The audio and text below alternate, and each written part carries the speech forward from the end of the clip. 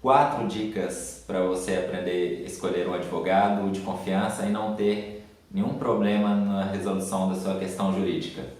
Vamos lá, no primeiro vídeo eu fiz uma introduçãozinha sobre o assunto e agora eu vou falar esses quesitos que eu considero de mais importância ser observado. Primeira coisa, vocês têm que observar se aquele advogado é realmente um advogado. E o que eu quero dizer com isso?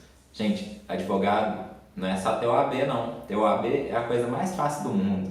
Curso de Direito, deixa eu contar um segredo para vocês. Forma todo mundo que quiser formar. Quem não formou é porque não quis.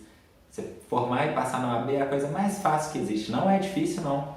Agora, você ter o conhecimento para fazer determinado trabalho, você ter o estudo, você ter competência, é completamente diferente.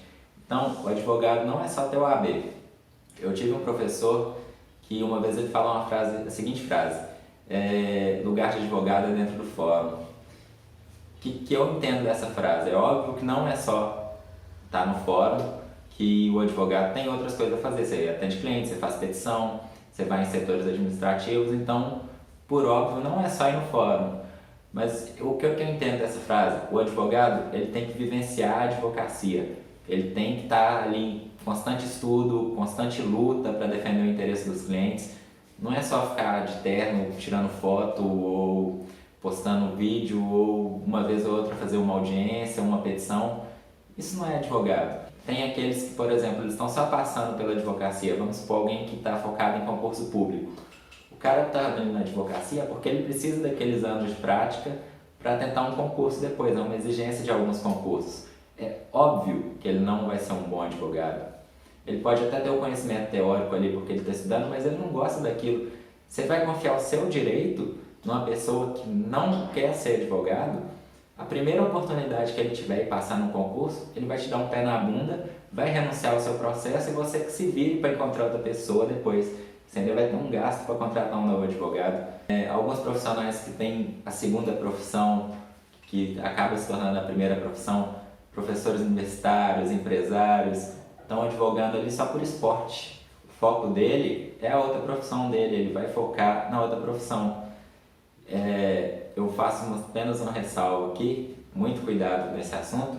Eu tive ótimos professores que são ótimos advogados, tenho contato ainda, me inspiram até.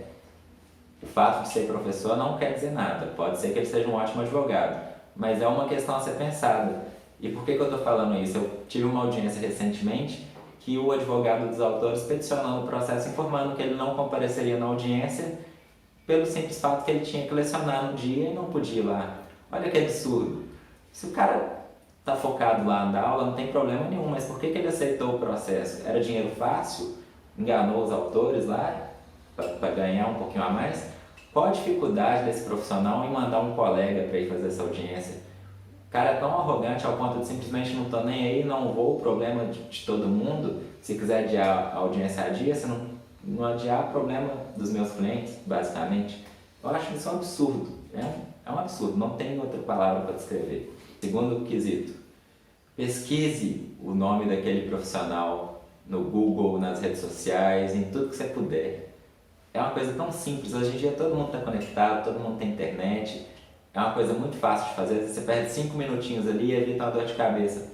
Imagina você joga o nome do profissional lá no Google e vê que já tem várias denúncias, vários clientes já denunciaram ele porque ele é um charlatão. Você não vai contratar aquele cara. Você conhece o advogado, a advogada lá no churrasco e te passa uma lábia danada, faz um mega marketing para te convencer e depois quando você vai pesquisar o nome daquele profissional lá, você vê que ele nunca atuou em um processo. Você joga o nome da pessoa no Google lá e não volta nada, é no mínimo suspeito. Não quer dizer que ele não tem competência, mas é suspeito. É uma coisa para ligar uma luzinha na sua cabeça sem falar, será que eu devo realmente contratar ou não? Vou pesquisar um pouco mais, vou ir mais a fundo, vou marcar uma nova reunião. Então, são dicas para você ficar mais atento. E, em último caso, se você quiser ter um trabalho a mais, você pode até na OAB dessa cidade para pesquisar se aquele advogado está respondendo a algum processo administrativo, se tem alguma reclamação contra ele, que tipo de reclamação é essa, se essa reclamação tem fundamento ou não. Isso tudo ajuda bastante na hora da escolha do profissional. E por que eu estou falando isso? Às vezes você perde 5, 10 minutos do seu tempo, ou um dia que seja, e evita anos de dor de cabeça, evita um prejuízo financeiro. Tá cheio de advogado picareta por aí no mercado. Eu já tive o desprazer de cruzar com alguns que simplesmente pegam o dinheiro do cliente e embolsa. Se o cliente quiser depois, procura o direito na justiça. Olha que absurdo.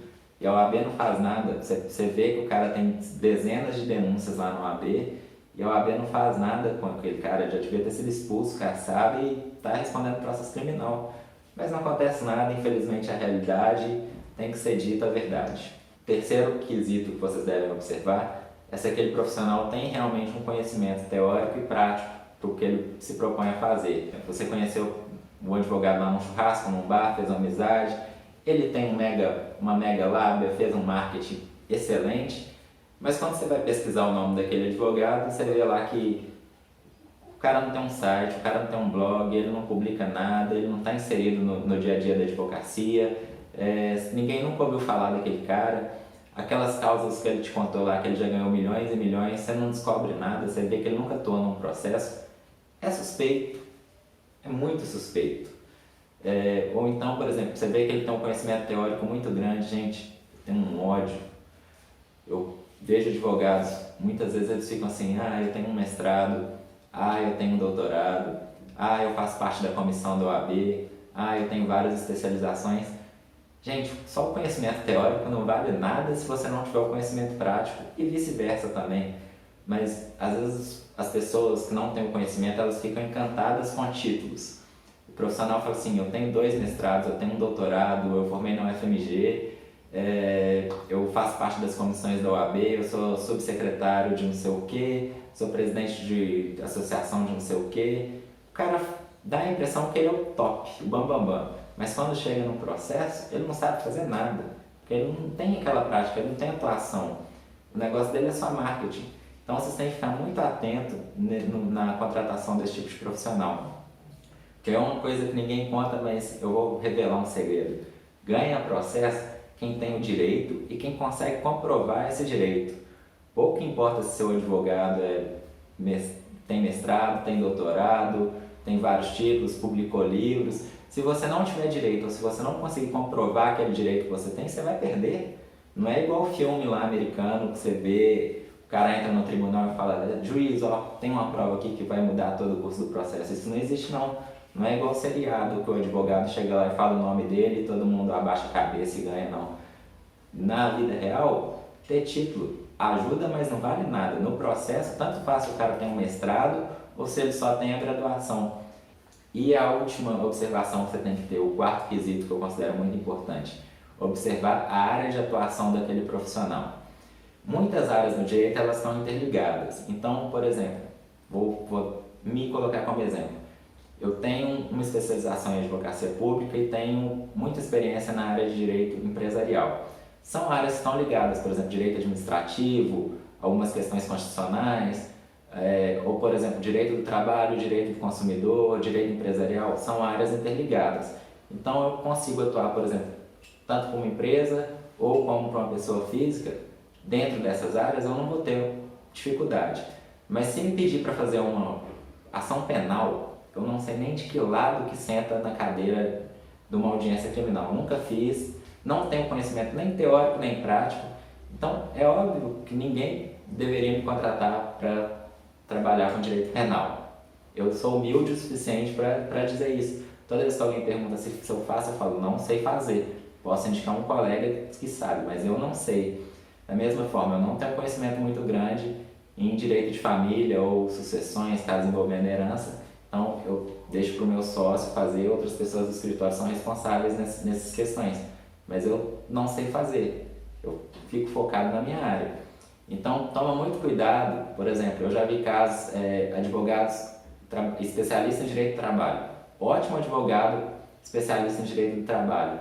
Mas está lá fazendo uma audiência envolvendo direito do consumidor e ele não tem conhecimento ou experiência prática naquelas questões, naquele procedimento, porque a lei às vezes tem alguns quesitos que mudam os procedimentos. Então ele está muito focado no trabalhista e passa vergonha quando vai fazer audiência de consumo ou questões envolvendo direito de família. Às vezes aquele advogado ou advogada é um top no direito de família, mas quando vai fazer uma audiência trabalhista não sabe. E é normal, não tem problema, não falo isso como, não estou criticando, ninguém consegue saber tudo, é praticamente impossível você saber tudo. Mas são questões que têm que ser observadas quando você for contratar um advogado. Às vezes você conhece alguém que é muito bom no direito de família, mas o seu problema é criminal e vice-versa. Você conhece um ótimo advogado criminal, mas você está lá fazendo um divórcio. Então, não mistura as coisas, porque a chance de dar um problema, de dar um erro é muito grande. E aí o que vai acontecer? Você vai perder dinheiro, você corre risco de perder o processo, corre risco de seu processo demorar anos e não ter uma resolução. Então, muito cuidado na área de atuação do advogado que você está contratando. Como você já vai lá estar pesquisando o nome daquele advogado, ver se ele tem experiência, ver se o tipo de problema que você está precisando se encaixa com a especialidade daquele advogado, com a experiência daquele advogado, para evitar qualquer tipo de surpresa depois. Porque se você contratar alguém que não tem o conhecimento, não tem experiência naquela área, aí às vezes você tem direito, você tem o documento, mas o advogado não vai saber o procedimento e vai acabar perdendo. Então, muito atento a esses quesitos, esse foi o vídeo de hoje. Qualquer dúvida pode comentar aí, eu estou à disposição. E é isso, até a próxima semana, um abraço.